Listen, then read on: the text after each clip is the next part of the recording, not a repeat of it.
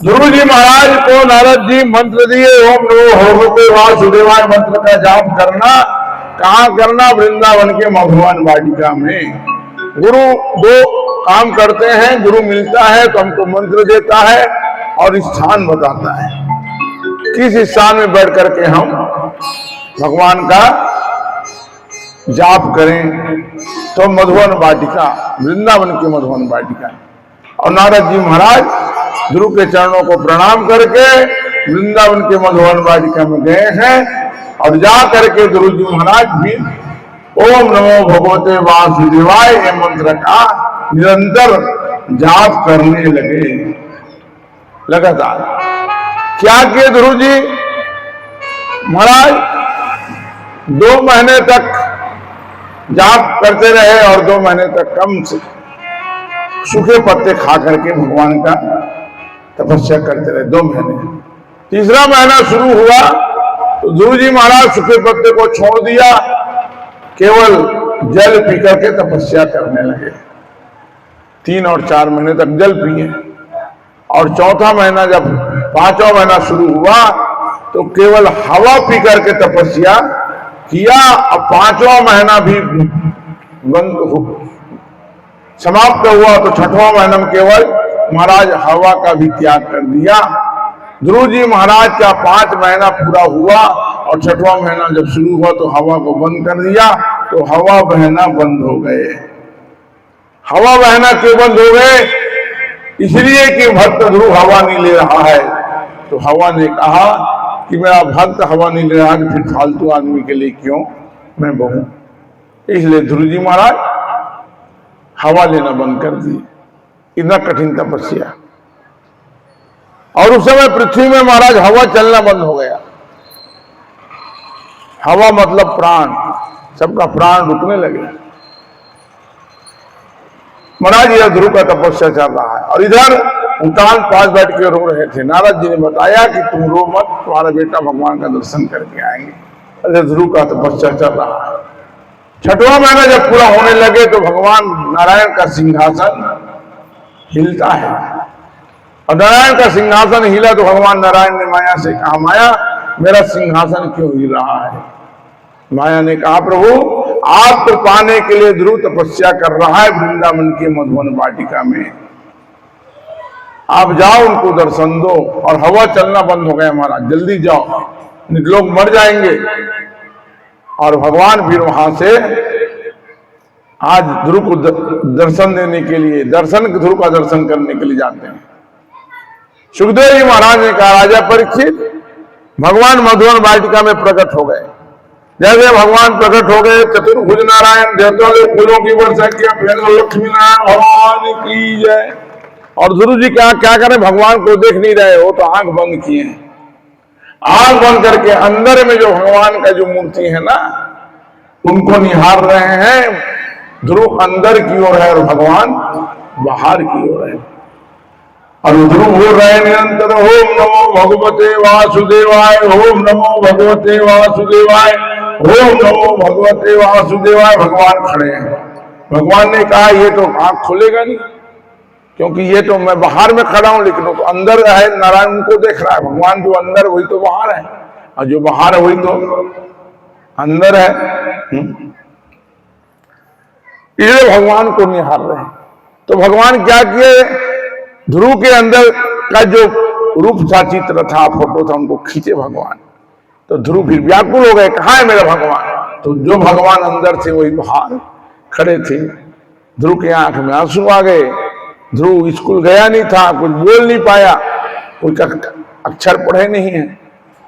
तो उसी समय ध्रुव के गाल में ये भगवान नारायण जो है ये शंख का स्पर्श कराया। और जैसे शंख का स्पर्श किया, ध्रुव जी स्तुति करने लगे, सच्चिदानंद रूपाय विश्वोत्पत्त्यादि हेतुवे तापत्रय विनाशाय श्री कृष्णाय वयं नमः।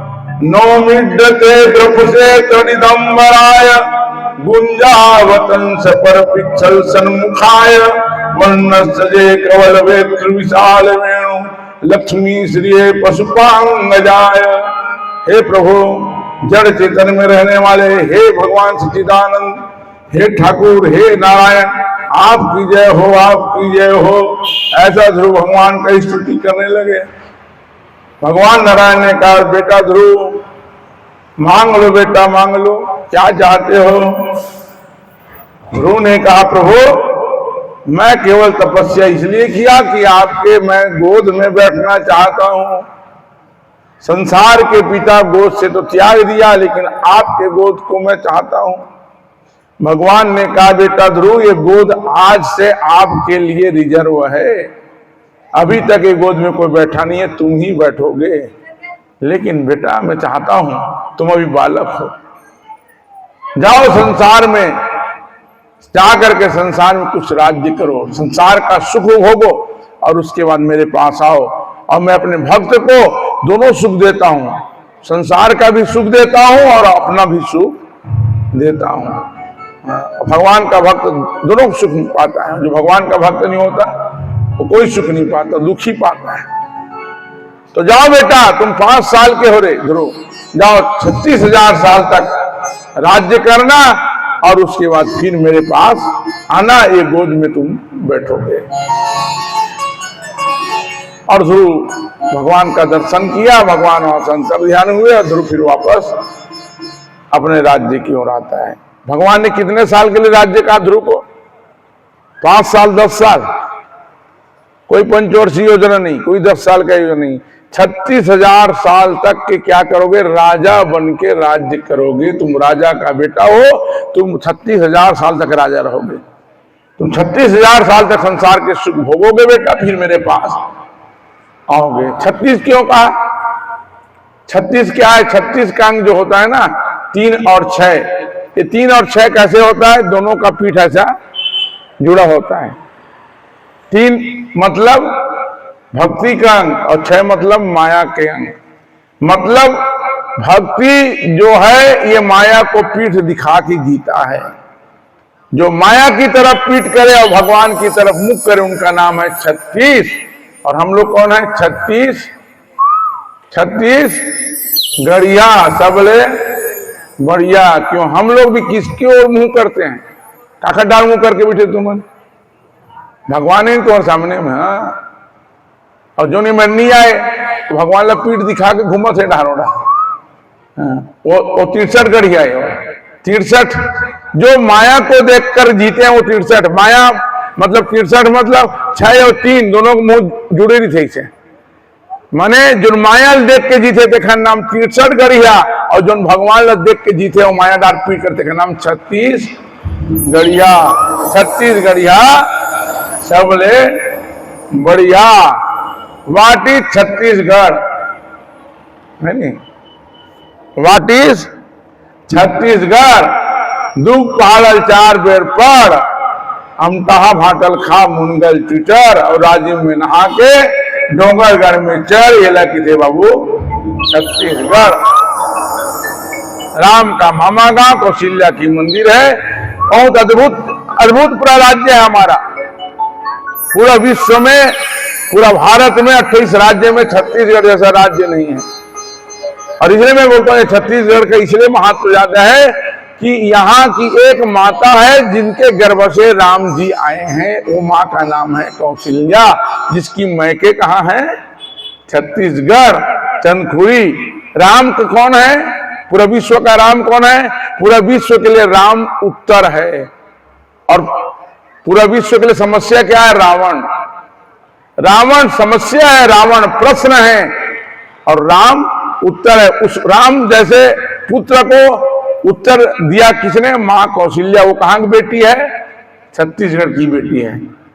राम मंदिर मिलेंगे आपको हर जगह, कौशल्या मंदिर कहीं नहीं मिलेगा। वो मिलेगा तो केवल छत्तीसगढ़ में मिलेगा, चंदखुरी में। किसी ने कहा कौशल्या जी का मंदिर क्यों बनाना पड़ा राम जी के मंदिर की जगह में?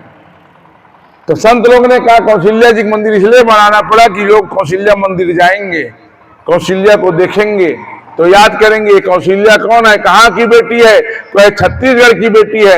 और छत्तीसगढ़ की बेटी का मंदिर क्यों बन गया? इसलिए बन गया कि छत्तीसगढ़ का बेटी वो बेटी है जो जिनके गर्भ से साधारण इंसान का जन्म नहीं होता, भगवान का जन्म होता है।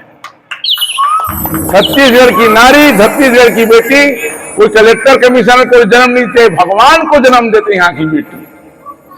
कलेक्टर को जन्म देना कोई बड़ी बात नहीं है, आपका बेटा कलेक्टर बड़ी बात नहीं है, एक जिला का मालिक हो, लेकिन जो भगवान को जन्म दे रही है तो ब्रह्मांड का मालिक है भाई। इसलिए पूरा राम नाम, छत्तीसगढ़ की बेटी कौशल्या यहां से नहीं जाती तो राम का जन्म कहां होता। इसलिए कौशल्या का मंदिर चंदखुरी में है। रायपुर ले 15-20 किलोमीटर गे हो चल दो है। तो ऐसा हमारा छत्तीसगढ़ है। इसलिए ध्रुव से कहा बेटा जाओ तुम 36 साल तक के क्या करना, राज्य करना। भगवान के भक्त को इलेक्शन लड़ने की जरूरत है क्या? और इलेक्शन होगा तो कितने साल का होता है इलेक्शन? 5 साल का। भगवान का भक्त 5 साल की इलेक्शन नहीं लड़ते। भगवान के भक्त को इलेक्शन लड़ने की जरूरत नहीं है। भगवान का जो भक्त होता है उनका सिलेक्शन होता है। जिनका सिलेक्शन होता है वो 5 साल राज्य नहीं करता, जिसका सिलेक्शन होता है वो 36,000 साल तक राज्य करता है। और इलेक्शन से जो जीतते थे ना 5 साल वाले, ध्रुव का सिलेक्शन कर दिया भगवान, जाओ इस धरती का राजा बनोगे तुम। वह है ध्रुव छत्तीसगढ़िया।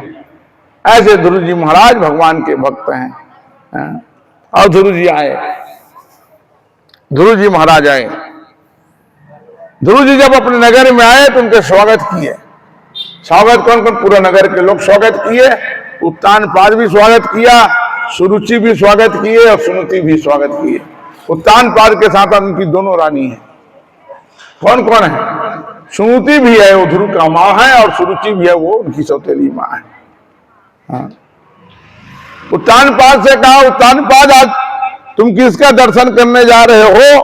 उत्तानपाद ने कहा मैं अपना पुत्र ध्रुव का दर्शन करने जा रहा हूं। क्यों दर्शन करने जा रहे हो?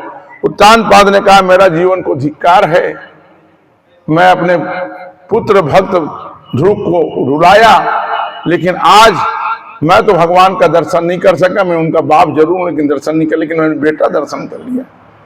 तो जो मेरा बेटा दर्शन कर लिया उनका दर्शन मैं आज करूंगा। खुशी है मुझको, बहुत खुशी है उत्तानपाद को। कितना खुशी है, उस खुशी का को आप बता नहीं सकते। अरे भैया आपका पुत्र इंटरव्यू दिलाने के लिए गया है कोई नौकरी में, और सिलेक्शन हो गए दुर्ग में, और उन्हें फोन कर दी तुम मोर यहाँ नौकरी लग गई, तो तुम खुश हो नहीं? साधारण नौकरी है वो, 25-30-40 हजार की नौकरी के लिए आपका पुत्र अगर लग जा गया तो आप खुशी के मारे मिठाई बांटो पारा मोहल्ला में। तो देखा बेटा नौकरी नहीं भगवान ला देख के आवत, कहते खुश होगा। भगवान ला देख के आज भैया हुआ, भगवान के दर्शन करके कोई नौकरी पाक नहीं आवत। और राजा के सर्टिफिकेट लेकर आते, भगवान कहते राजा बन बेटे जा, तो चुनाव लड़े की जरूरत, और तोर अंदर हजारों नौकर रही। वो है ध्रुव। तो उत्तानपाद को खुशी होगा कि नहीं होगा? सुनीति खुशी होगा कि नहीं होगा? और महाराज आज उनका अगवानी करते हैं गाजा बाजा के साथ। अब ध्रुव के सामने समस्या है। क्या समस्या है? सामने 3 लोग खड़े हैं। उनकी सगी माँ सुनीति खड़ी है, उनके पिता उत्तानपाद खड़े हैं, उनकी सौतेली माँ सुरुचि खड़ी है। अब ध्रुव ने सोचा कि पहला किसके चरणों को मैं प्रणाम करूं? तो ध्रुव किसके चरण को प्रणाम किए? सगी माँ के चरणों को प्रणाम किए कि सौतेली माँ के चरणों को प्रणाम किए? सौतेली माँ के चरणों को प्रणाम किए। क्यों प्रणाम किए? ये सौतेली माँ ही मुझको राजा के गोद से उतारे थे। अगर उस दिन ये राजा के गोद से नहीं उतारते, पिता के गोद से नहीं उतारते, तो आज परम पिता का दर्शन मैं नहीं करता। ये मेरा गुरु है। सुरुचि अपमान किया है, फिर भी भक्त ध्रुव सम्मान करता है। भगवान का भक्त अपमान करने वाले का भी सम्मान करते हैं, उनको भगवान का भक्त कहते हैं। जो अपमान करने वाले का भी सम्मान कर, उनको भक्त कहते हैं। और हम जैसे जो सम्मान करने वाले का भी सम्मान नहीं करते है नहीं, उनका भी अपमान करते हैं। पहली कोनो एक गिलास पानी पिला देना का तो बहुत ज्यादा धन्यवाद दे, अब वो सोचा कि एक गिलास पानी पिलाए मैं एक ऋणी हूं, तो वो ऋण कैसे चुकाएगा? जैसे मान ले गिलास तो लोगों ने पानी पिलाया तो ऋण लग छूट रहे हैं, तो कैसे छूट देते हैं? पैसे कौड़ी देंगे? बोले नहीं। कब छुटाई? जानता हो किसे छुटाई? अगर आप सही आदमी हो, सज्जन आदमी हो, कोई एक गिलास पानी पिला दिया, आप ऋणी हो, उनको पिलाया पानी, तो उनका ऋण कब छुटाएगा? जब आप उनको आपके घर में आएंगे तो आप उनको पानी नहीं, आप एक गिलास दूध पिलाएंगे, अमृत, तब आप उनका ऋण से, पानी पिलाने वाले को आपको क्या पिलाना है? दूध। अब पानी पिया तो कहा, तो साधारण बात हुई यार, कहा सम्मान करते हैं, वो पानी पिया ही सत्योला दूध पिया, तब तो ऋण से ऋण होवे। ये सज्जन आदमी का काम है। अब आजकल के आदमी कखो घर में जाई, एक गिलास पानी पी, ओखरे गिलास चोरी करके भाग जाई, ऐसा आदमी भगवान मिलेगा? नहीं भैया, ऐसे नहीं मिलता। हाँ, ध्रुव जैसा भक्त आज अपने मां सुरुचि का सम्मान कर रहे हैं, ये भक्त है। और अपमान करने वाले का सम्मान करना जिस दिन सीख गए, उस दिन हम भगवान के नजदीक हैं। भगवान राम भी जंगल से आए जंगल से भगवान कितने साल के लिए जंगल गए थे भगवान? 14 साल के लिए। 14 साल के बाद भगवान आए। कितने लोग गए थे भगवान अयोध्या से? कितने लोग गए थे? 3 लोग। कितने लोग आए? 30,000 लोग आए, साथ में बंदर, भालू, विभीषण, सुग्रीव, यही राम है। गए हैं 3, आए हैं 30, और रावण 30,000 था लेकिन बचा, तो रावण का चरित्र है। राम जी जब आए तो कहते हैं अयोध्या में हर के घर के सामने रंगोली बना है, दीपक जल रहा है, सबकी घर में लिपाई पोताई हुआ है, और सब भगवान के इंतजार कर रहे हैं। और देखो भगवान का लीला बड़ा विचित्र, जिसके घर में बढ़िया लिपाई पुताई हुआ है, जिस टेम्पल लगा है, जिसके घर के सामने रंगोली बना है, दीपक जल रहा है, थाल लेकर के खड़े हैं, भगवान उसके घर नहीं गए, और देखा घर न लिपाए, न पोताए, न रंगोली है, न दिया है, और देखा घर के सामने 14 साल तक के झाड़ूदार पूरा कचरा ला, पूरा कहाँ फेंका है? अभी नगर पालिका दूरी हम फेंकते, अब आजकल होती केकई के घर के सामने फेंक दी। 14 साल तक के केकई के महल के सामने का कूड़ा है? कचरा। काबर 14 साल तक केकई के चेहरा कोई नहीं देखी, ना केकई अपन चेहरा कुमला देखीस और ना कोनो देखीस। भगवान राम काकर घर के सामने गीस, काकर घर में गीस, जेकर घर रंगोली बने, दिया जले, तेकर घर नहीं गीस, जेकर घर कचड़ा कूड़ा है, केकई तेकर घर भगवान गीस। भगवान शंकर कथा सुनात रहे। अब भगवान शंकर जब कथा सुनी तो भगवान शंकर गदगद हो गए कथा सुनाते हुए। पार्वती दे, पार्वती सुन तो राम के स्वभाव, कैसन स्वभाव मोर राम के, प्रभु जाना के कई अलजानी, प्रथमता सुगृह देव भवानी। के कई ला भगवान जान दृष्टि लजा गए, मोर सामने नहीं आ सके, चल मेरे सामने मिल जाओ। और भगवान केकई का दर्शन किए, कुंडा खटखटाए और केकई से भगवान मिले। सबसे पहले भगवान केकई से मिले, तब फिर सबसे मिले, किसी को पता नहीं चला। केकई से भगवान क्यों, किस केकई से मिले भगवान? जो केकई राम को 14 साल के लिए जंगल भेजे हैं, के ऐसे केकई से भगवान मिले हैं। जंगल भेजने वाले से भगवान को 14 साल के लिए दुख देने के लिए केकई जंगल भेजे।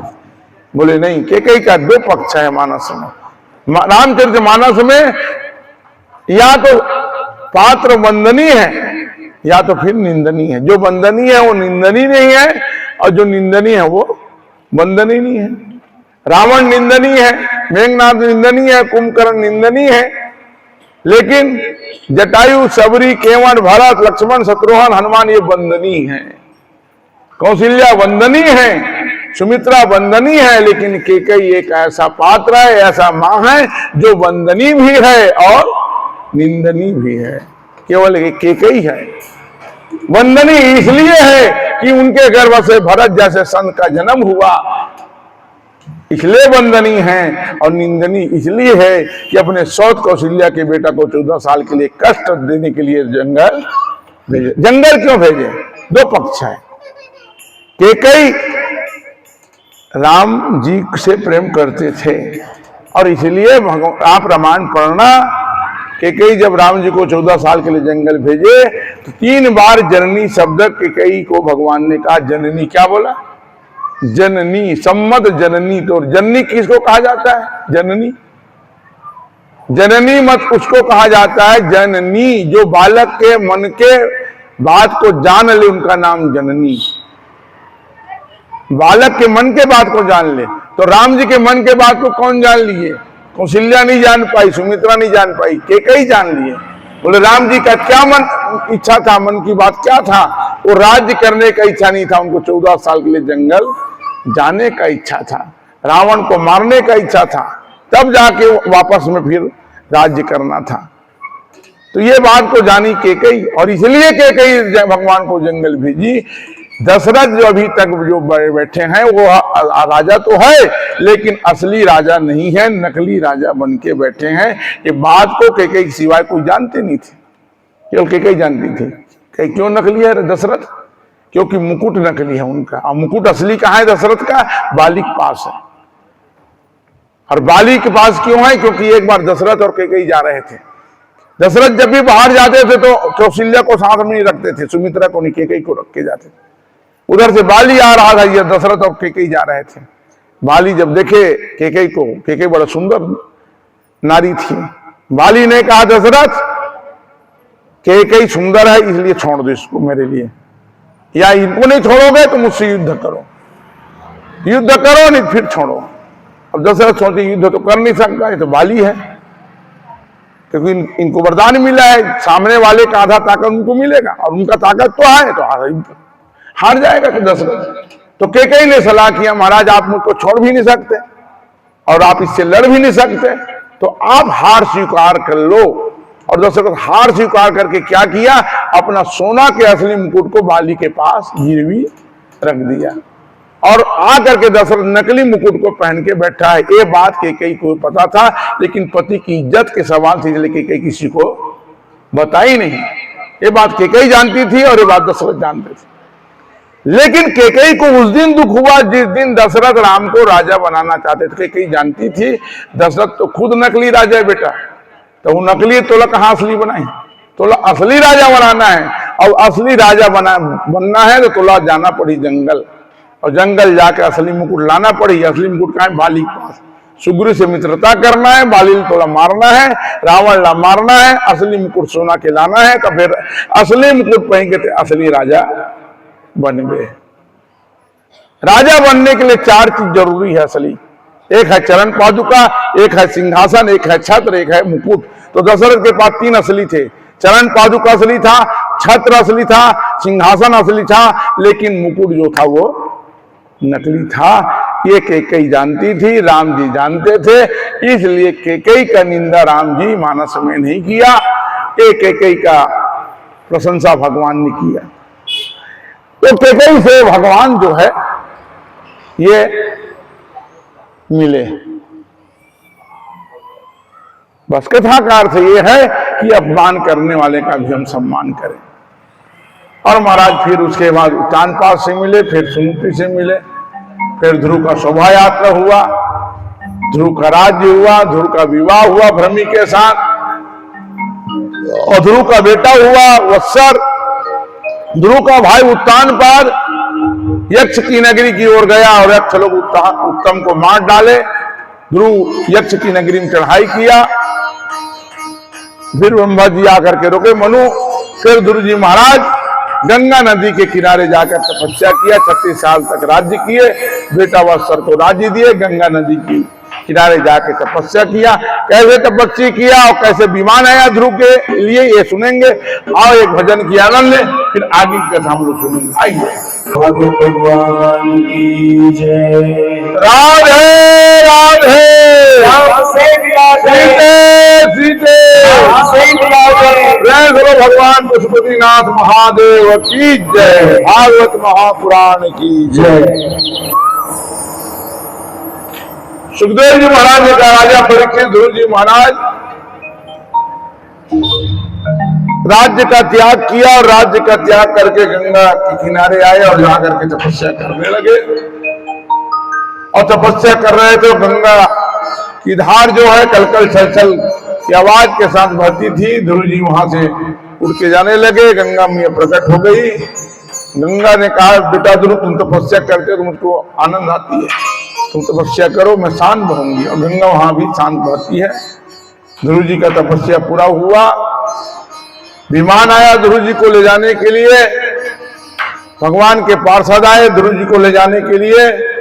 अब विमान जब आए तो उसी समय मृत्यु भी आया। मृत्यु ने कहा, ध्रुव तुम भगवान के भक्त हो, इसलिए मैं तो तुमको कुछ कर नहीं सकता, लेकिन नियम है, सृष्टि का नियम है, जो आएगा वो जाएगा। मृत्यु को मैं तुमको स्वीकार नहीं कर सकता, तुम मुझको स्वीकार कर लो, अपना पैर मेरे सिर के ऊपर रख दो। और ध्रुव जी भी नियम का पालन करते हुए विमान में बैठने के पहले मृत्यु के सिर में अपना पैर रख करके विमान में बैठे, मैंने मृत्यु को स्वीकार किया। और विमान में बैठ करके भगवान के धाम गए। देवता लोग फूलों की वर्षा किया। प्रेम से राधा कृष्ण भगवान की जय। ध्रुव जी महाराज विमान में जा रहे थे तो ध्रुव जी महाराज क्या देखे, एक विमान में ध्रुव जी बैठा है, दूसरा विमान में सुनीति बैठी है। और वो ध्रुव जी को आशीर्वाद दे रहे हैं, बेटा तुम्हारे कारण मैं भी विमान में बैठ के भगवान के धाम को जा रही हूं। ध्रुव जैसा भक्त होता है उसका पूरा खानदान महाराज भगवान के धाम को, वैकुंठ धाम को जाते हैं। तुम नाम नरक से पिता माता का उद्धार करे, इसलिए पुत्र कैसा हो, भगवान का भक्त हो। पुत्रवती जुवती जग सोई, रघुवर भगत जास सुत होई।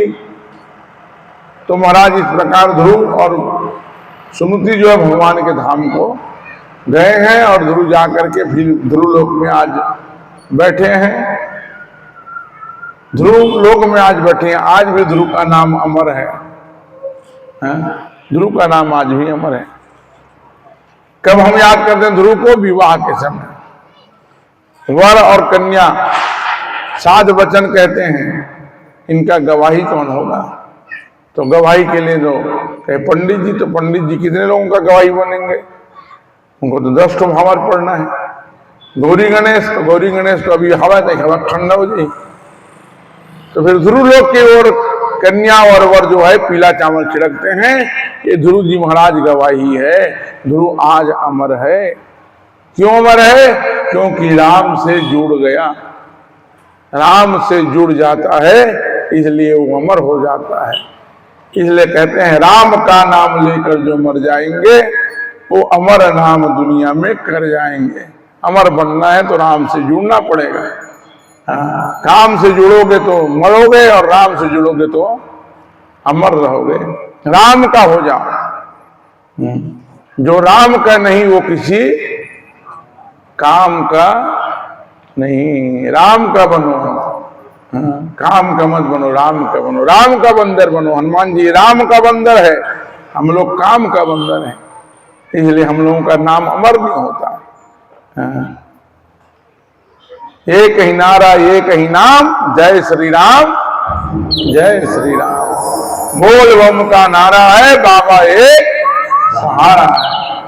ऐसे ध्रुव भक्त जो है अपने नाम को अमर कर दिए, मृत्यु को जीत लिए। मृत्यु को भी जीत सकता है भगवान के भक्त। इसलिए भागवत की जो ग्रंथ है मृत्यु सुधारने वाली कथा है। जीवन को सुधारना है तो रामायण पढ़ो, मृत्यु को सुधारना है तो भागवत सुनो। मृत्यु सुधारने वाली ग्रंथ है।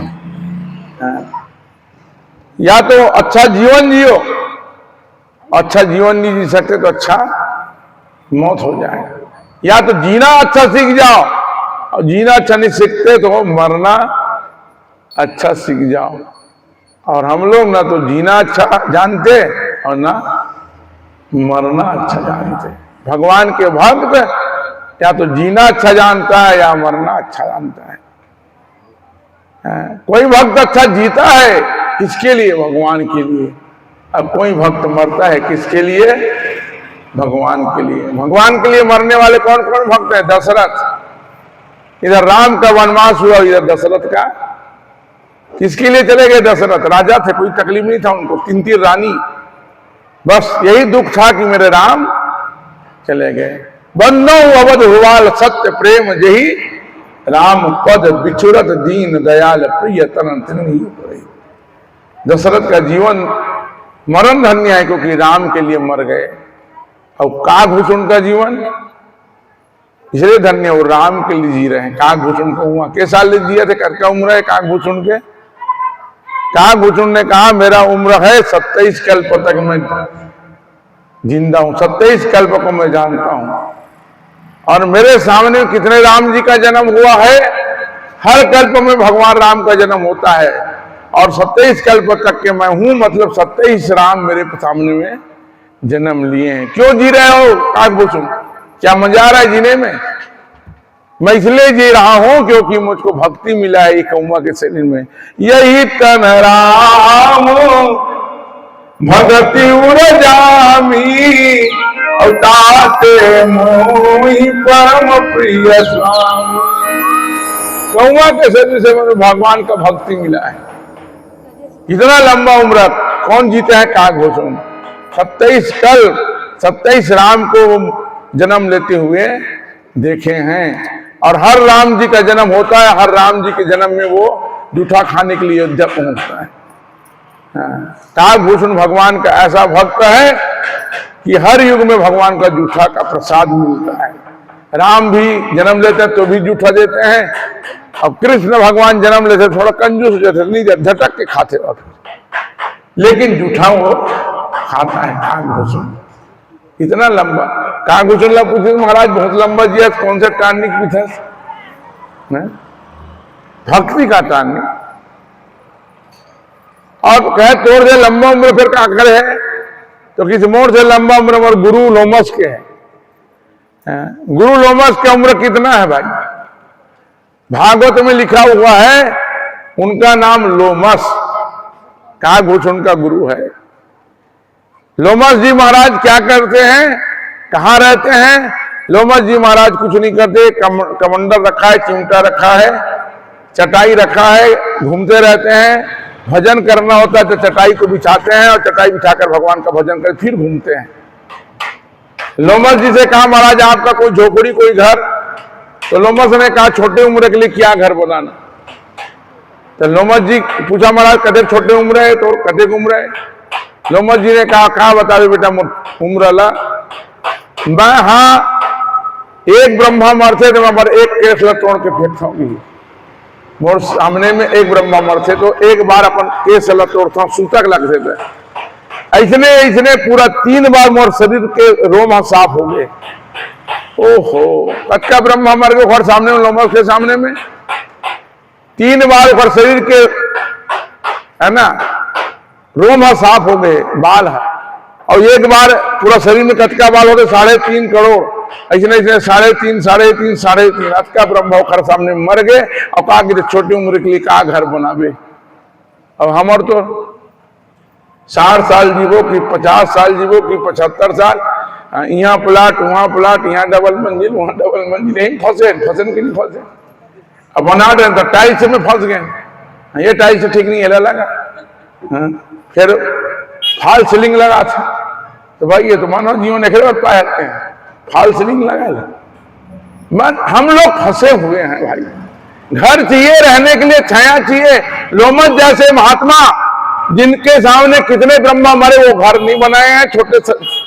क्यों जाना है मुझको भी, आज नहीं मर रहा हूं कि मैं भी तो जाऊंगा। भजन करते थे भगवान का। और हमन फोकट राम घर बना के कोई प्रकार के सजाए के तरीका जान ले और फालतू फंसे हैं। भगवान का भजन करने के लिए शरीर मिला है तो घर में टाइल्स लगाए बार, फॉल सीलिंग लगाए बार, ये लगाए बार नहीं मिले भाई। भजन कर, भजन कर, पैसा का दुरुपयोग मत कर। प्लाट कम जीवन है, इसलिए मैं कहता हूं भक्त जो होता है या तो भगवान के लिए जीना सीखता है, जीना आता है, या भक्त भगवान के लिए मरना जानता है। जो राम के लिए जिए वो भी धन्य, और जो राम और कृष्ण के लिए मरे वो भी धन्य। या तो जीना आ जाए या तो फिर मरना आ जाए, और हम लोग ना तो जीना आया और ना तो हम लोगों को मरना आया। इसलिए कहते हैं जन्म मरण प्रभु सुर सरित तीरा, राम काज छन भंगु शरीरा। मरना 3 जगह अच्छा माना गया है। कहां कहां?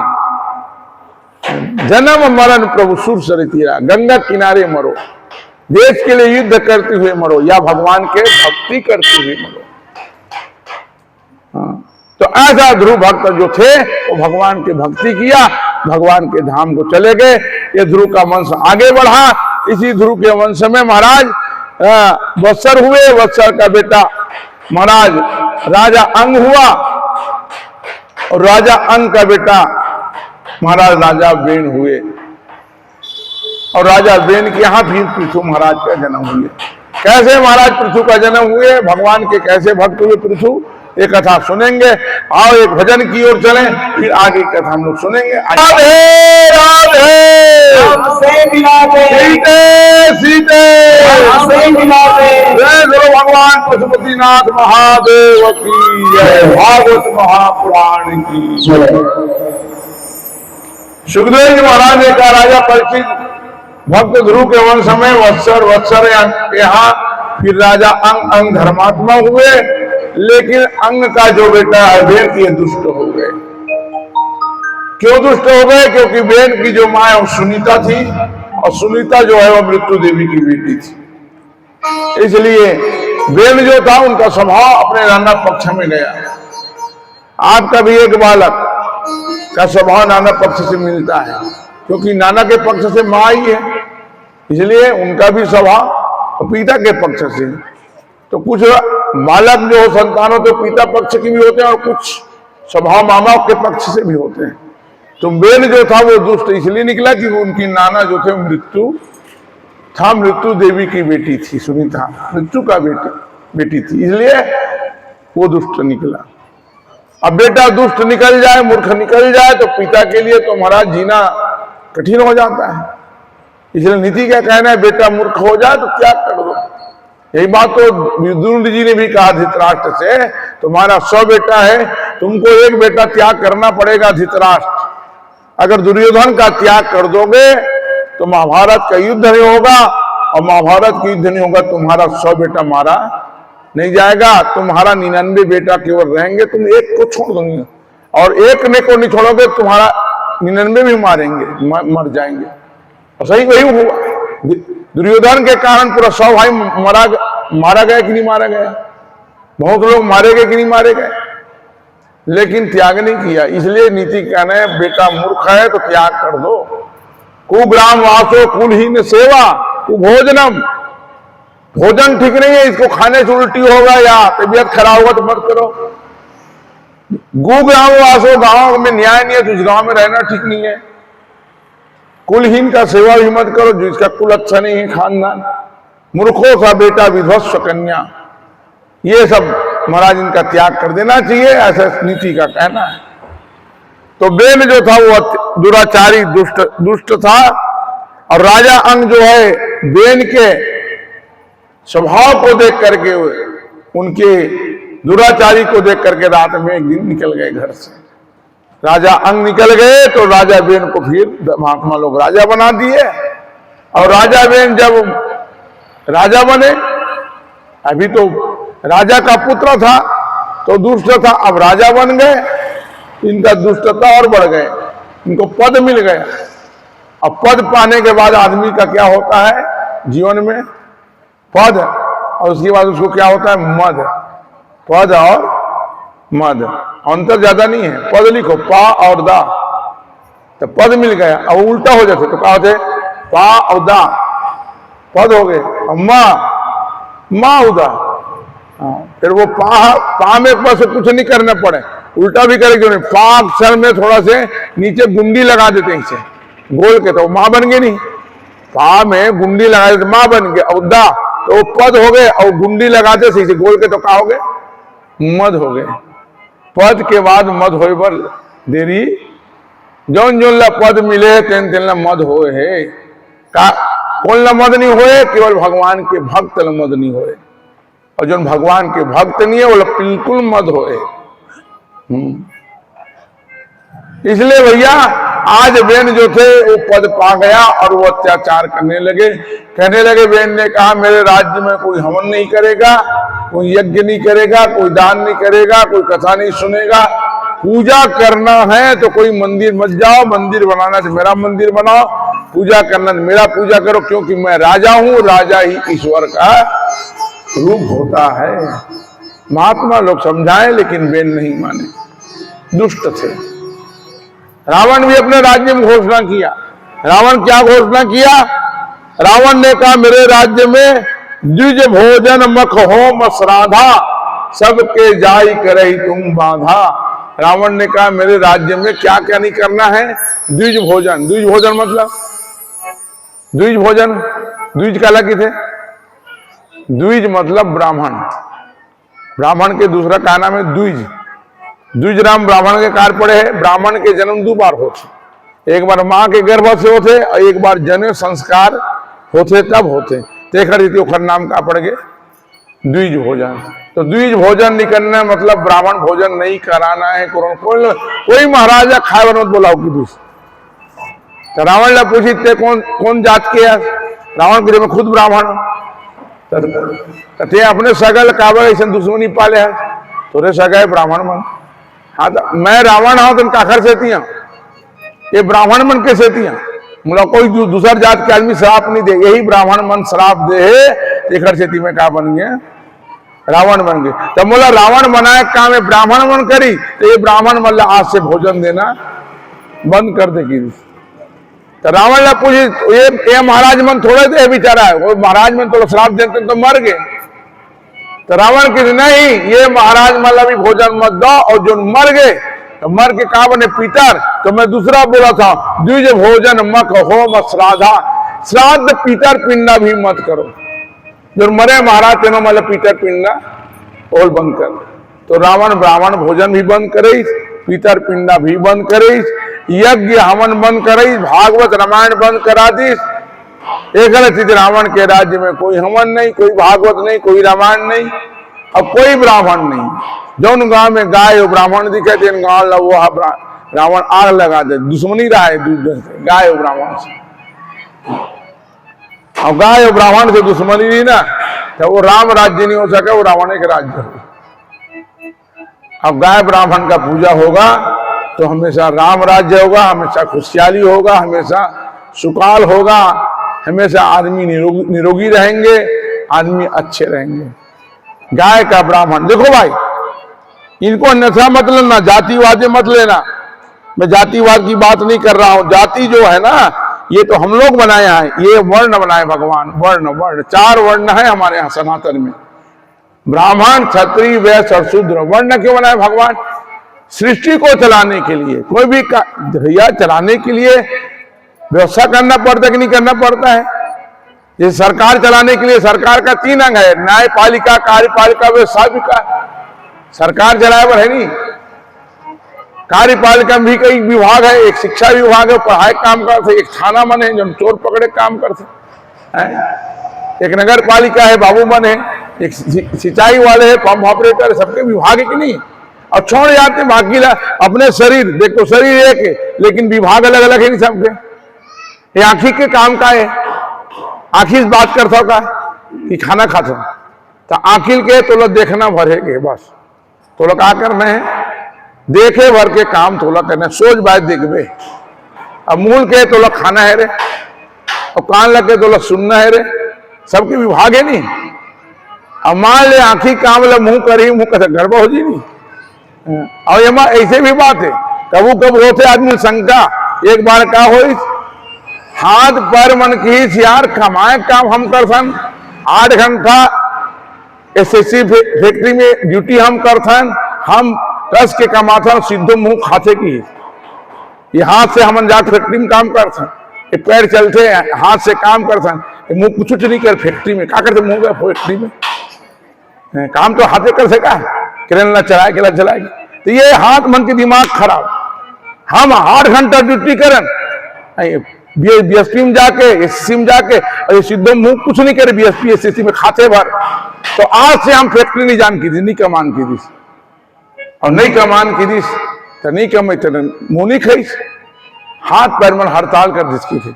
आज से हम कमाबे नहीं करन खाबे नहीं करन तो ये मन हाथ पैर मन का सोचे मुंह हाँ अपने पर खात हुई तो मुंह की थे अरे हाथ पैर हो तुमन खाता तो मैं अपने पर नहीं खाऊं मैं सब बर खाता तो और तुमन नहीं खाना है तो मत खा और तुमन नहीं खा खिलाओ नहीं खाओ तो मैं नहीं खाओ और मुंह नहीं खरीद की थे तो 2-4 दिन नहीं खावे तो हाथ पैर है कोई नहीं हाथ पैर की थे काम करने नहीं जाता ना 2 दिन हो गया एसएससी फैक्ट्री में घुमा था जामुन के बाजार में भले कुछ खाद नहीं गुपचुप वगैरह लेकिन हाथ पैर काबर ढीला ढीले लगा थे तो हाथ पैर समझ आ गई दादा मुंह 2 दिन ले नहीं खाते हम मुंह नहीं खाते खड़ी थी हमारा शक्ति नहीं मिला थी तब फिर किसी नहीं हम 2 दिन हो गए कल नहीं खाई तो हम तो ऊपर रहेंगे देव तो हाथ पैर मन गीस मुंह में रहो मुंह की मुंह भैया चल खा मुंह की नहीं खाओ जा नाटक कर सकते मुखिया मुख सो चाहिए खान पान को एक और देख रहे भाई मुंह खाते तो रखे कौन का मुंह रखे यही में रखे थे सब लड्डू पेड़ा ला साग ला प्याज भाजी सब ही में रखता बोले नहीं हाँ मन झटके रखन चीला कढ़ी प्याज भाजी सब पेट में जाते कि नहीं जाए मुंह खाते मुंह खाए के रखे काम रसना ने चखा पेट ने रखा और पेट रखे तो अपने बनी रखा पेट पर सब सप्लाई करते को कुछ ला खून बनाते कुछ ला हड्डी मजबूत करते और खराब तत्व ला गंदगी के रूप में फेंकते तब ये शरीर चला थे। लेकिन एम झगड़ा करे की जरूरत लेकिन आज हमारे देश में भारत में आज का विवाद है जातिवाद जाति रहते प्राथमिकता दिन ये वाद होगा मतलब विवाद होगा भाई। इसलिए हिंदू एक हो जाओ ये संतों का नारा है और सोच लो हिंदू एक हो। मैं किसी पार्टी के लिए नहीं बोल रहा हूं आने वाले समय के लिए बोल रहा हूं। बांग्लादेश में क्या हो रहा है आप लोग भी पेपर पढ़ो सुनो समझो हिंदू को जलाया जा रहा है वहां हिंदू को जलाया जा रहा है। तुम्हारे भाई है हिंदू तुम्हारे तोड़े के हिंदू बंगला पहले तो हिंदुस्तान था पाकिस्तान भी भारत था और बांग्लादेश भी भारत था अफगानिस्तान भी भारत था अखंड भारत था। लेकिन हम जैसे लोगों के कारण ये बटा देश का बंटवारा हुआ और जहां जहां अल्पसंख्यक हुए हिंदू वहां फिर हिंदू मारे गए। इसलिए हिंदू जाति में मत बटो आप अपना काम करो अपने जाति में रहो जाति भी मत छोड़ो लेकिन केवल एक दूसरे जाति का अपमान मत करो एक दूसरे सब मिलजुल कर रहो। ये वर्ण व्यवस्था जो है सनातन धर्म का अंग है। इसलिए हम हिंदू सम्मेलन आज जगह जगह हो रहा है तो आप लोग हिंदू का साथ दो हिंदू बनो भारत को अच्छा नेक बनो एक हो जाओ और नेक बनो और एक होकर के गलत लोगों का मुकाबला करो। ये कहने का मतलब तो मैं ये बोल रहा था कि आज वेन जो था ये घोषणा किया कि ब्राह्मण भोजन नहीं होगा। ब्राह्मण भोजन कब कराया जाते कब ब्राह्मण भोजन शुरू है भागवत में कथा है ब्राह्मण भोजन वो दिन से शुरू है। एक बार एक राजा थे और राजा के पास 1000 गाय थे और 1000 गाय दूध दे तो कई हजार लीटर दूध हुआ है। तो अपन गांव के जो महाराज राय पुरोहित महाराज पूजा पाठ करने वाले की 1 हौला दूध ते रोज गंगा जी में भेंट कर दे महाराज की। राजा के आदेश से रोज 1 हौला दूध ला गंगा जी में भेंट करके आवे महाराज। ऐसे पर काम चलत रहा। एक दिनों महाराज के घर सगा आ गए अब सगाई तो महाराज की थे मोर घर सगा है का खिलाऊं तो चल खीर बना दे तो खीर बनाऊं तो दूध कहाँ है तो 1 हौला दूध रोज तो गंगा जी में डालता हूँ। राजा की जा आज नहीं डाला तो 1 हौला दूध के खीर बना के वो सगा महाराज में खिला दी और जैसे सगा महाराज खिले गंगा जी प्रसन्न हो गए राजा दर्शन दी राजा में खुश हो। राजा की थे गंगा आज मोला दर्शन कार दे थे एखन मतलब आज महाराज गंगा जी में दूध डाले तबे दर्शन दे थे। अतिक दिन लेनी थी, मतलब अभी अतिक दिन दूध बेचा थे महाराज बाहरे बाहर आज डाले हुई। तब महाराज बोले कैसे महाराज आज गंगा मैया बोले दर्शन दे, मतलब गंगा जी में आज ते दूध ला डाले है, अभी तक दूध ला बेचा रहोगे। तब महाराज झूठ नहीं बोली, महाराज की थे राजा मैं झूठ नहीं बोला था, रोज मैं गंगा जी में दूध डाला तो, लेकिन आज भर नहीं डाले हो। आज वो दूध के एक होला दूध के खीर बना के मोर सगा महाराज मतलब खवाए हो। राजा की थे खन मतलब आज मोला समझ आ गए, गंगा जी में डायरेक्ट दूध देवे गंगा जी दर्शन नहीं दे, ब्राह्मण मल्ला खीर बना के ब्राह्मण भोजन करावे दर्शन देते। तो आज से गंगा जी में दूध डालना बंद, आज से हजारों महाराज बुला के 100-200 महाराज बुला के ब्राह्मण भोजन कराते नीले ब्राह्मण भोजन शुरू है। ब्राह्मण को देवता कहा है, भूसुर कहा गया। ब्राह्मण गौ का क्यों पूजा करते हैं? ब्राह्मण और गौ का इसलिए पूजा करते हैं, फोकट में पूजा तो हम नहीं करो। गाय की पूजा कावा करता हो, देखो गाय को हम क्या कहते हैं? गौ माता। विवेकानंद जी महाराज जब विदेश गए, और विदेश जब गए ना तो विदेश वाले विवेकानंद ने पूछे महाराज आप भारत के संत, आप यहाँ कौन से पशु की दूध अच्छा होते हैं? कहा जवाब दी विवेकानंद है, कौन से पशु दूध अच्छा हो? कहा जवाब दी बोलो, कहा जवाब दी कौन से पशु दूध अच्छा होता है? कहा जवाब दी साहब जी हैं? तुम कावर चुप हो, नहीं जाना था क्या? हाँ तुमने गाय कहा था ना, गाय कहा था कैसे मुझे। तो फिर विवेकानंद की थे कौन से पशु दूध अच्छा है? तब विवेकानंद की से हमारे यहाँ भैंसी के दूध अच्छा है। वापस कौन से पशु दूध अच्छा है? तब विवेकानंद का जवाब भैंसी के अच्छा है, भैंसी का दूध अच्छा मान। तो फिर प्रश्न करी तुमने तो गाय के दूध अच्छा मान था, तो कि विवेकानंद तो प्रश्न गलत थे। कहा कि कौन से पशु हम भारत में भैंसी पशु की था और गाय पशु, गाय का की था माता, गौ माता, और भैंसी मौसी की था ना मौसी कहान ना माँ कहान पशु। हमारे भारत में भैंसी पशु है लेकिन गाय पशु नहीं है।